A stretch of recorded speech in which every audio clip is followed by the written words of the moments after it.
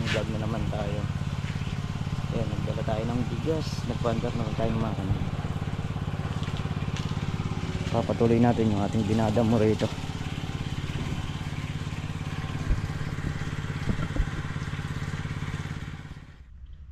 So yan mga katrops, bali pangatlong dahis na tayo. Nabusan lang tayo ng gas. Kakarga muna tayo saan. Bali dito na ako sa gitna ng umpisa para lahat ng katapat nun mayari ko na rin dito ng mapatubigan. Pupunta tayo doon, pipilitin ko na dami tayo ng gagrass cutter na. Ubusin tayo ng gas, kakarga muna tayo.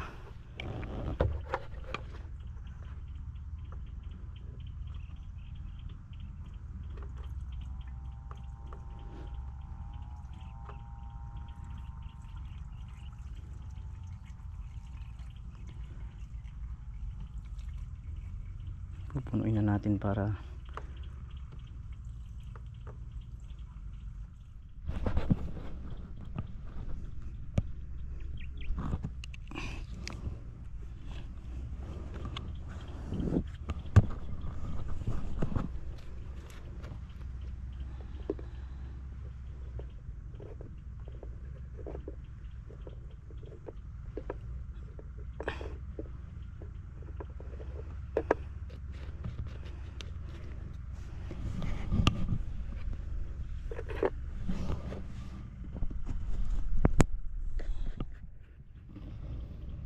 okay na. Start na ulit. Bira na tayo. Pali diretsuhan yung kinana natin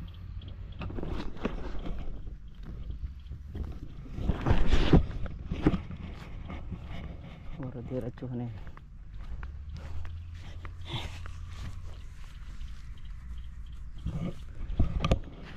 Kunin ko muna yung lagayan ng gas natin dito para makabili tayo. Tapos bibili na rin tayo ng ulam. So alas 11 na ng tanghali mga katrops.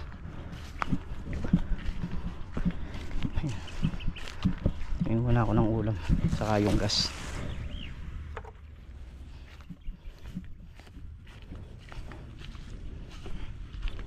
Ayan, nakabili na tayo ng gas, saka nakabili na rin tayo ng ano na lang, adobo.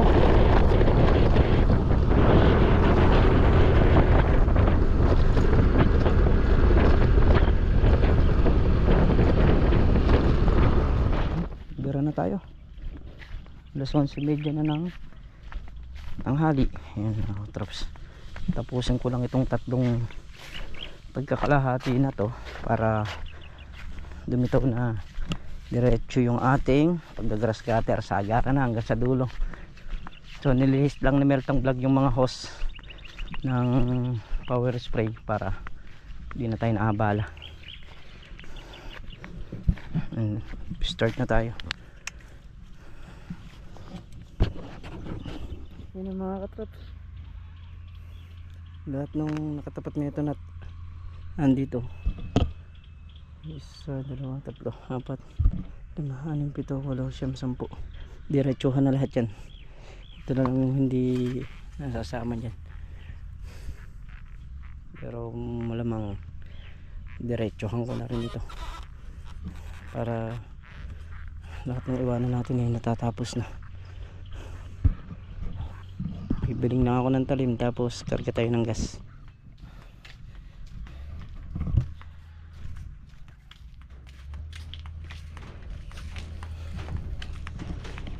Ayan, yung makina natin dito, so hindi umaabot.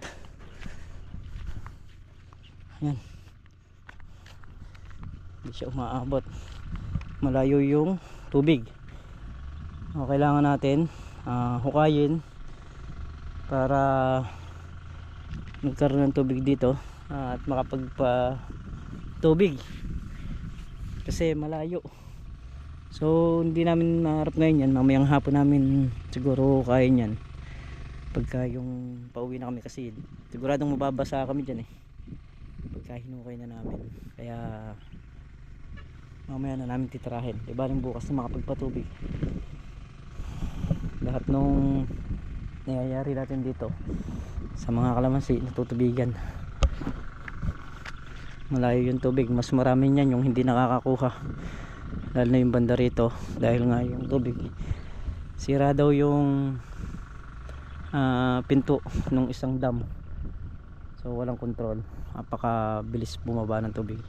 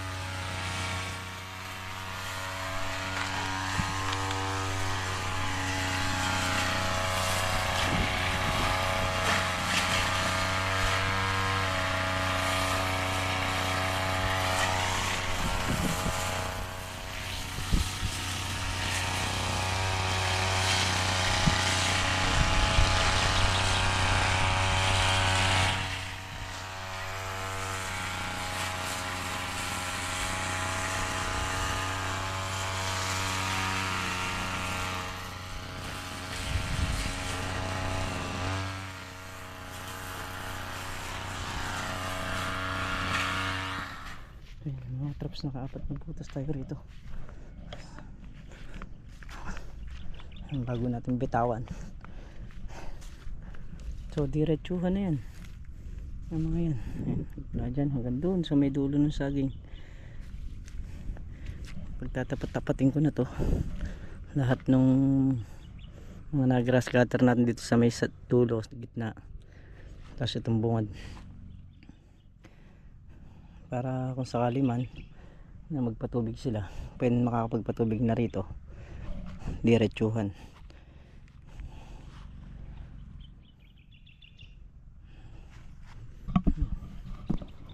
Kaya mga katrop, yung bagong tanim natin ng palaya, malusot na.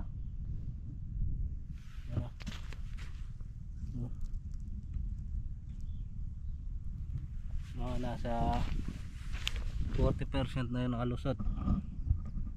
Bukas 90% na yun, labas na sila lahat, no? Kaya mga katrop na yun, no?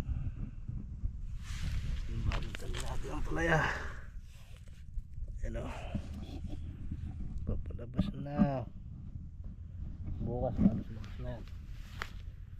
Ayan mga traps, bukas makalabas na lahat yan.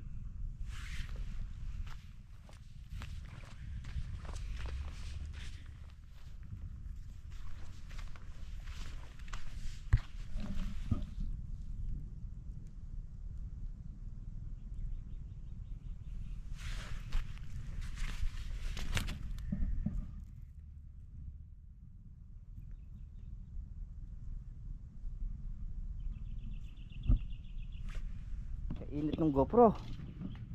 Ano na? Init. Nagbabaklas ng panali si Aring Carlo. Marami pa ba italim pre? Hindi pa malakahati.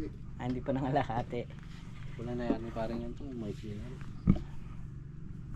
Kaya marami na yung nakalabas na ano. Ay. So yun, basta tuloy-tuloy lang yung pagdidilig. O araw yun mga katrops. Kasi kailangan di siya matuyuan. Kaya araw-araw na i-host yun. Grabe na naman ang init. Tirik na naman ang araw. Si Meltong Vlog andun sa baba at naglilinis nung daan tubig. So mamaya tutulungan natin din, maghuhukay tayo ron. So tinabas mo lang muna niya. Mamaya obligado nating palahin yun para makakuha tayo ng tubig na pampatubig dito sa mga kalamansi sa baba.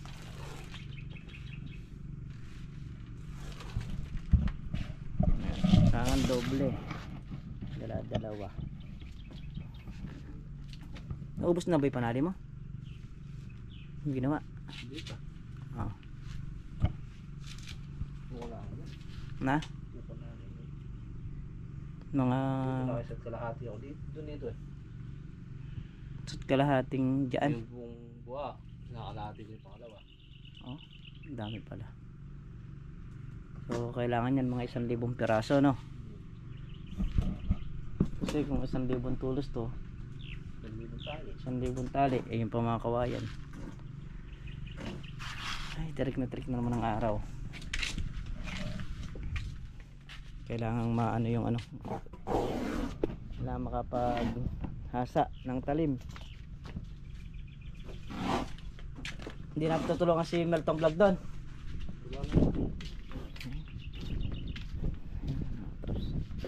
Para bago ako mag-grass cutter, malusungan na yun.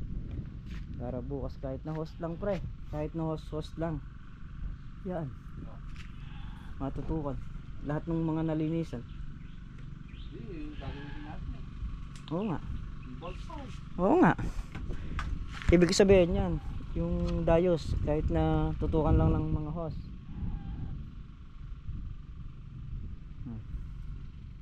Ayun yung pinunla natin kahapon. Ayun, mga bukas baka sakali labas na rin yan.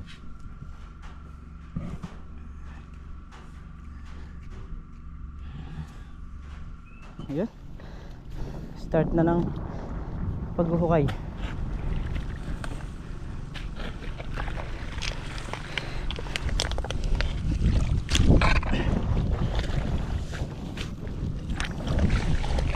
Naman yung nga ba ako, pababa ako. Alin? Oo. Dadali pa ako yan Tira yung isang pinto ng dente. Mamaya maningil Kaya mababaw Mamaya maningil. Hindi. Sige mo lang ng tanong tira. Yan, hukay. Pero ka, bigto mo baka.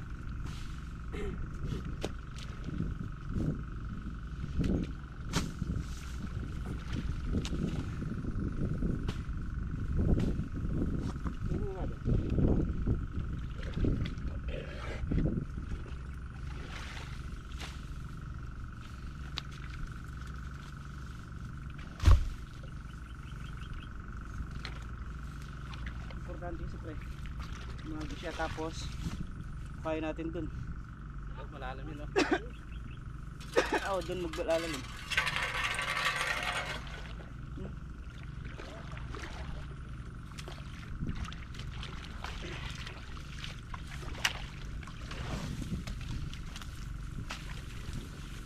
Doon dyan ka na lang sa may bunganga niyan. Yun, screen nga. Tanggalin mo na yung screen. Lalalim mo natin dyan.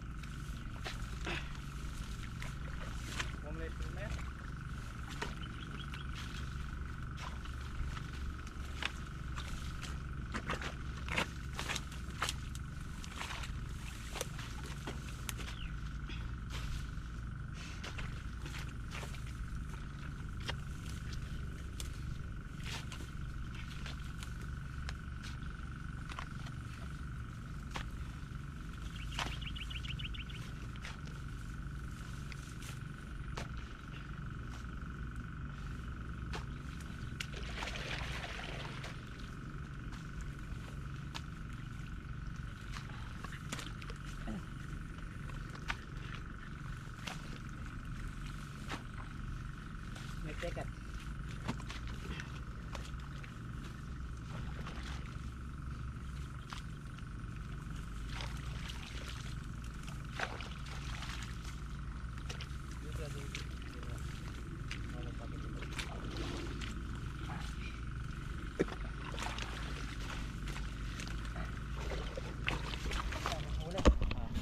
Dun sa bungad.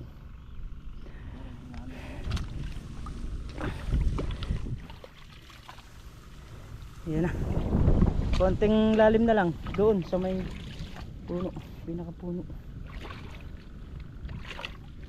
Mahaba rin kasi to, siguro nasa mga 25 metros. Yung haba niya. Doon. Obligado naman kasing hukayan. Hindi pwedeng lagay-screen na yun. Ha? Lalagay screen na yun. Hindi, tingnan ko yung lambat sa bahay. Lalagyan natin lambat, hindi po pwedeng ano. Para hindi tayo laging naglilinis ng bungo. Talagay mo lulubog na. Lulubog yan. Lulubog. Walang imposible. Basta ginawa. Dito pre, hukayin to. Dito oh.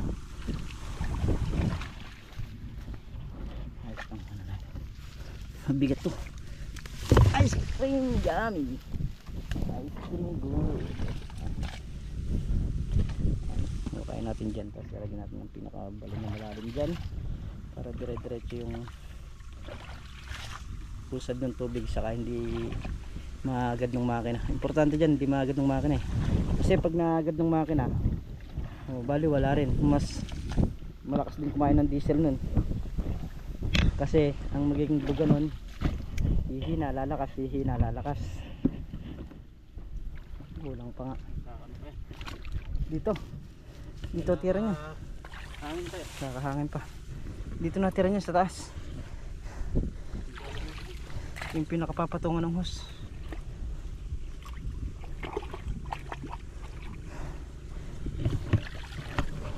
Ay, maagad pa.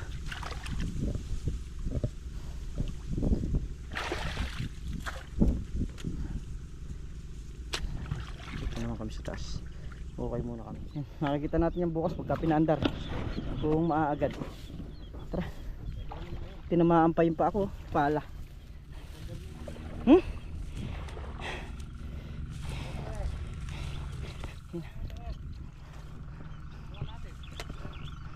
Bukas na. Nalambot na ako. Mahaba-haba rin. Pinukaya na eh. Ay. Alas 4 ng hapon pero trik-trik pa rin yung araw. So ayan mga katrops, bali alas 5 ng hapon, papahinga lang tayo ng konti. Babalik ulit tayo rito kasi nga may laro ng basketball. So first game, alas 6 lang yung umpisa. At kalaban natin sila paring Carlo. So di natin alam kung ano kay hinatnan, pero sport lang, ika nga, laban lang, laro lang. Matalo manalo, diretso tayo.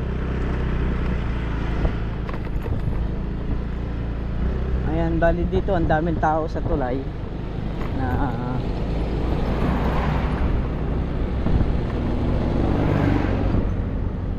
sa may bandang Hain, San Antonio. Yan, may nalunod na naman.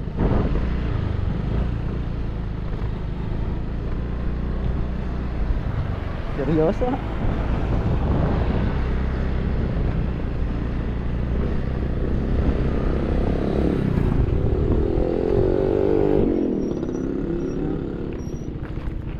So, parang may nilalagay sila sa tulay.